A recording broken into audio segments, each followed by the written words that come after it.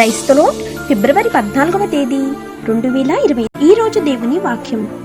ఆయన గాయపరిచి గాయమును కట్టును, ఆయన గాయము చేయును, ఆయన చేతులే స్వస్థపరచును. యోబు గ్రంథం 5వ అధ్యాయం 18వ వచనం.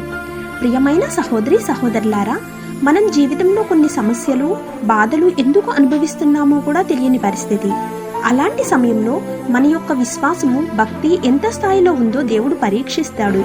తన భక్తుడైన యోబు యథార్థవంతుడును న్యాయవంతుడును దేవుని యందు భయభక్తులు కలిగిన వాడును అయినప్పటికీ యోబు యొక్క విశ్వాసాన్ని పరీక్షించడానికి యోబు సంతానంను పనివారిని సంపదను దేవుడు తీసివేశాడు మరియు అనారోగ్యం కలగచేసినాడు. అయినప్పటికీ యోబు యెహోవా ఇచ్చెను, యెహోవా తీసుకుని పోయిను అని దేవుని మీద విశ్వాసం ఉంచాడు.